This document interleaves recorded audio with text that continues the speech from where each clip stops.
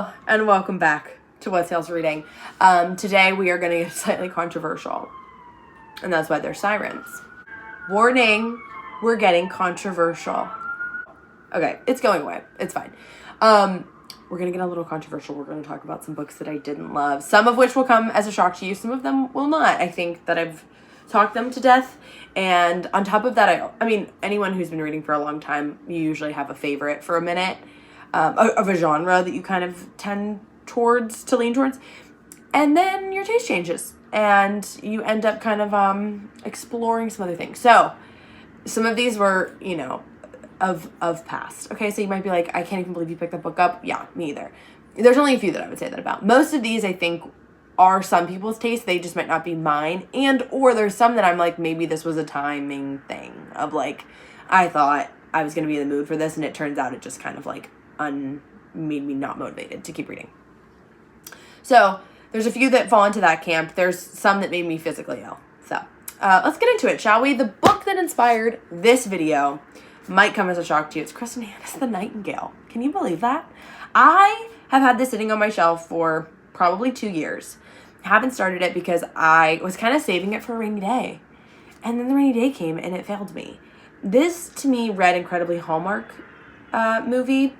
It was so, like, it was just tied up in too neat of a bow. And maybe, again, this is, you gotta know your audience. Maybe this is not the time. Reading about war, The world's kind of on fire.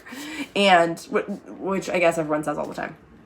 Anyways, I think the fact that it, like, forced itself into a box by the end of making everything, like, I don't know.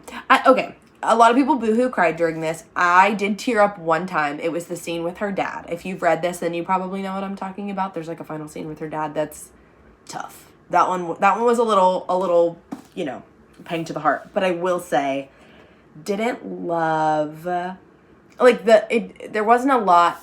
I understood that there was supposed to be a tense relationship between Vienne and Isabel and their dad. That he, was not around for them emotionally. All the things. But then, at the end of the day, he loved them, sacrificed everything for them. I get that. I didn't feel a ton of connection to that story, maybe. I felt like the love and it just ended up feeling really cliche by the end, where I was like, I feel like that almost takes away the impact of like the war. Obviously, they're addressing the fact that there's been a lot of loss and, things aren't peachy keen. But come on, like, he was at her bedside at the end. You know what I mean? Sorry if that's a spoiler for anybody. I mean, it really isn't, but I digress. This was not my book, okay? I also did this in tandem with the audiobook, which I tend to really love any book I do that with, and I still really wasn't feeling it with this one. Even though I think it did help with the experience because there's like some French in this book, and I like to hear it in the accent. I just think it really adds to the experience usually. Not really. I don't know. Okay, this book is definitely more up my alley. I'm gonna give you two that I thought were going to be also 5 stars for me, just that are, I think, more in line with what I read and more than likely what you guys read if you're of my similar taste. Why are words hard? You never feel like that? Anyway, and I'm trying not to edit this too much, so this is like, I'm probably gonna leave this in. Okay. This could have been timing. Cursed Bread by Sophie McIntosh. Not many people talk about this one, but this one, like, the cover, I'm obsessed with. Like, look how, oh my gosh, I'm obsessed with that. I want to, like, have it out all the time. But it's very fever dreamy, but not in a way that I found super coherent. Like, I just sort of, it was feeling very mundane. There weren't a lot of stakes in it for me, which might have been it. But there's a lot of writers in the back who I love, which granted, I know they probably haven't even read this, right? You know what I mean? But I mean, they have similar tastes, so I'm like, I should have loved this. I love a historical fiction. I love weird. I love people going insane. Like, come on, that's right up my alley. So it's not completely off the table that I try it again. But if you did read it and love it, let me know. I have been doing those. I did those TBRs, and whenever I did them, a lot of people had that rated either really low or really high. So it's a little bit polarizing. So I'm curious what you guys think. This one I've talked about before, and I've gotten louder and prouder about my opinion about it now. You might have just seen it. I don't really know. The Secret History by Donna Tartt. I know. Okay, let me clarify, because I get several responses to this, and then I don't want to even talk about it anymore. I'm sick of it. It's like hating on Colleen Hoover. It's like too easy. That's a lie. That I actually do feel like this is a good book, and the people that like it have good taste. I do think that. It just wasn't for me. It was, in my opinion, way too long. Could have used an editor. I just didn't need, I'm sorry, I'm passionate. Didn't need the, 15 pages, I swear, that were dedicated to, what's his name, freezing in the cold. I just remember being like, oh my God, can we just move on? I don't even need a bunch of suspense books. You can look behind me. Most of this is literary fiction, nonfiction. I can do very chill. I can do whatever. It doesn't matter. It's not the fact that I can't do boring books. It's not that I can't do long books. I can. This one just felt unnecessary to me. It needed a good editor. If you want more people to appreciate it, I will say. If you want to have the long, kind of dry book, and which I think she did. I think that for the people that this is for, it scratches the itch perfectly, and it's okay, whatever. But if you wanted more people to have a completely positive experience and to be less polarizing, maybe is what I'm saying, which again was probably not her aim as an artist, and that's fine. Yeah, it wasn't for me. I just didn't find it as, I think I found it more mundane than I did chilling. And I think a lot of people that loved it really enjoyed that aspect of it, and they love the detail. That's actually something that I was going to say too about the Nightingale. I think what I don't like about Kristen Hanna is how freaking detailed she is. There's some books I like that in, and for her, I don't know. Okay, this next one, I had a follower on TikTok sent this to me just as a nice thing to do. She was like, I loved this book. I want to send you one that I think you'll really love, or that you'll think you'll really love, and one that I think you'll really love. And this was one of her favorites. And I like Akwaeke Emezi. Okay. So I was like, oh yeah, we'll be into this. Whatever. So she sends me this book. So kind. I felt terrible. It was my least favorite book of the year. I'm so sorry. I really am. I genuinely mean that, because she's the kindest. Again, this is probably a me issue in a sense. I realized through this book that I cannot do taboo age gap romances. No. I have whatever the opposite of an Oedipus complex is, I think. I don't know. I don't know what it is. It really grosses me out. I totally understood why this guy was acting the way that he was in this story. I'm sorry, I'm not even explaining myself. So her long-term partner died in an accident. She's grieving. The first guy that she dates after his death, her friend convinces her to go out and date, is really great. He's like, oh yeah, my dad's a private chef on this island. I also am paraphrasing, so I might be getting some of this wrong. On this island, why don't you come spend time with me, whatever. She really opens up to him. All these things are great. They're together. She goes down with him to spend a summer on this island. And when she's there, she falls in love with his dad. And I was supposed to be on board with it.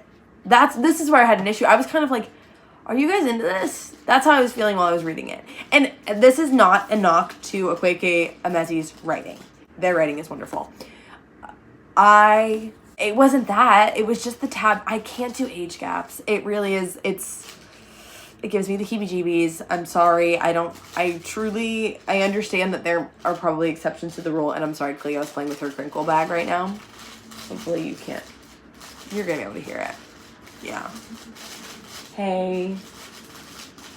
And what sucks is I just bought her that, and I was really trying to coax her into it. And now I'm like, can you leave it alone? Oh, God. And if I take it away, she's going to be a nightmare. Anyways. Yeah. So that one did it for me. Or, I'm sorry, that one didn't do it for me. In lots of ways, okay? It was kind of almost a soft DNF because I really sort of skimmed the last few pages. And again, I said it before. I have another Akwaeke Emezi book that's up for reading for me, of Little Rot. And I'm very excited to get to that one because I did love The Death of Vivek Oji. That's what it's called. And so I'm excited to get to that one still, even though that one just ugh, gross. Okay. I'm being called Uwe. Oh. Similar problem to the Nightingale. Really corny. Really corny to me. I'm sorry.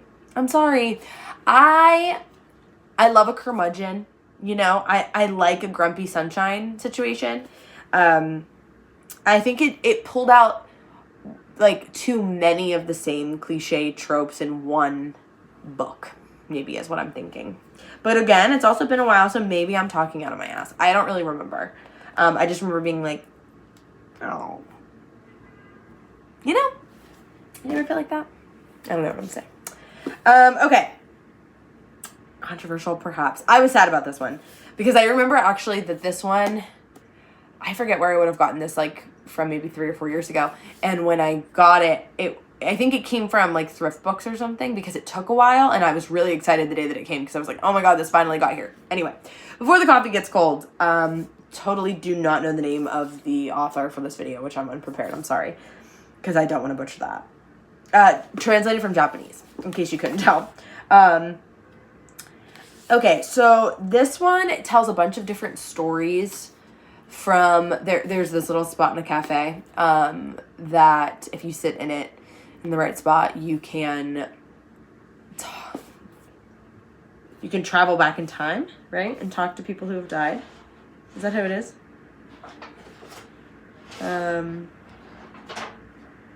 Yeah, it's like the trip back. So this is 4 different stories, and I felt like I didn't have enough time with each of the stories to really connect. And the language barrier for me, I think with this, the translation wasn't my favorite. I've heard other people say that too, that it just didn't feel, like I felt like I was missing something that if I were reading it in Japanese that I would be getting. Like I think it connected linguistically in a way that it just wasn't really, Cleo couldn't be more annoying. A way that I think probably impacts you a lot more if you are from Japan, if you speak Japanese, or yeah, if you like the culture of, you're more familiar with Japanese culture, I guess. Here's some that are going to be, okay, Captain Obvious, but mostly I just want to talk a little bit of shit, so it's probably fine. I'm thinking of other ones now that I'm thinking about it, I'm like, why would I the more like corny book talky books that I'm not talking about now are, like I could talk about them, but I knew I wasn't going to like them. I think. In my heart of hearts, I do. You know? Okay, anyways.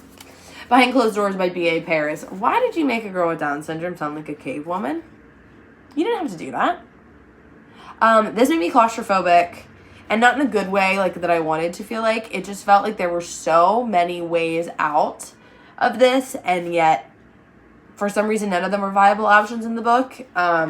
It felt really, like, I mean, it's a cliche, like, your mom's cheapy, like, thing she gets on the way out of the grocery store. Do you remember how they used to have those? Or was that just a thing wherever I live? But it's just like a kitschy, you know, whatever. I'm not expecting this to be, you know, the end of the world. Like, I don't need this to be groundbreaking, okay? I just need it to be mostly entertaining. But I really just found it, like, I was annoyed from the moment that because the whole time I'm like, you're just setting it up too perfectly.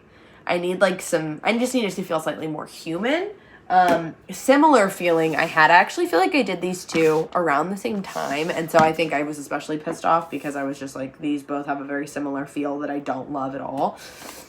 The Housemaid by Frida McFadden. Okay, let's be clear. Look at the front. The reason that I even picked this up was because so many people were like, oh my God, oh my God, oh my God.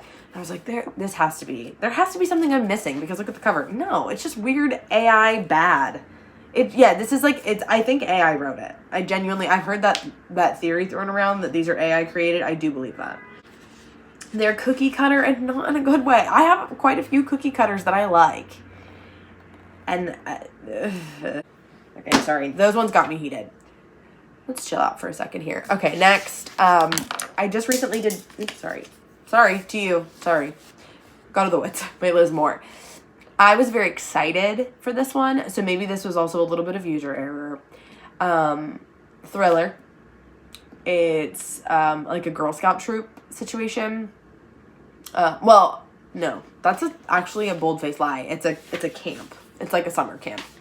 I don't know where I got Girl Scout troop. Anyway, summer camp, girl goes missing, dual timelines, multiple POVs. I usually like that kind of thing. I think there were too many characters. It reminded me of Into the Water by Paula Hawkins. It's up there that I felt similarly about, where I was like, I cannot actually reasonably be invested in this many timelines and remember all of their names that all started running together at one point. And then by the end of it, I was like, okay, sounds good. And that's not how you want to feel after it's like 400 some pages. Like, yeah, 470 some pages. If I'm going to invest that long, I want some payoff, please. And it just kind of was like, oh, let's go to the end. I don't know. It just wasn't my favorite. And then lastly, I guess similar issue across the board. Ella Lee's Jaded. This is a story about an SA, essentially, and about how it impacts a woman's life. And I don't remember all the details now that here's my thing.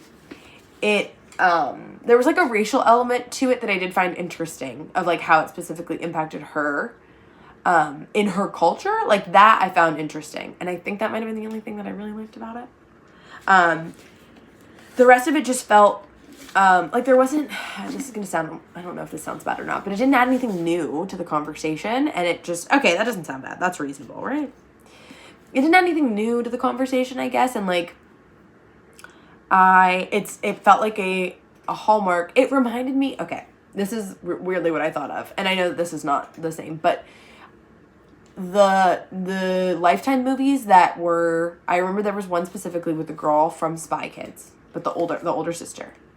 She was in it. I think it was called 13 or something.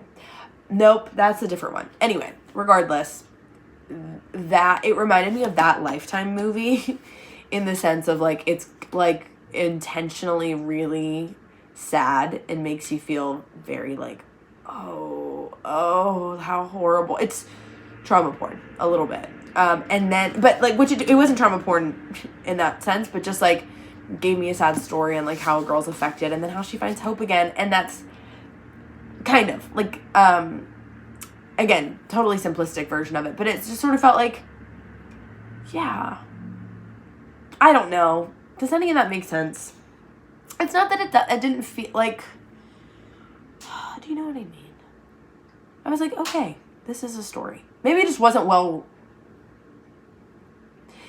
written enough for me to be like, oh, I'm really glad that it got told in this author's voice or from this perspective or whatever. Like, it didn't do anything creatively that made me go like, wow, this was told in a new, fresh way that gave me a different perspective that I didn't have before. Is that the best way to say it? I don't know. I really don't mean that to be like dismissive. But it just, yeah, it wasn't my thing. Okay, that is certainly not all of it, but these are the ones that I had in physical copy that I knew I wanted to talk about, and I knew I wanted to talk about Kristen Hanna. So that's what I have for you today. I'm sure we have plenty more to chat about very soon. Like, comment, subscribe. That makes me feel like my students, because they say that sometimes. It's like a bit, or not as a bit. I don't know.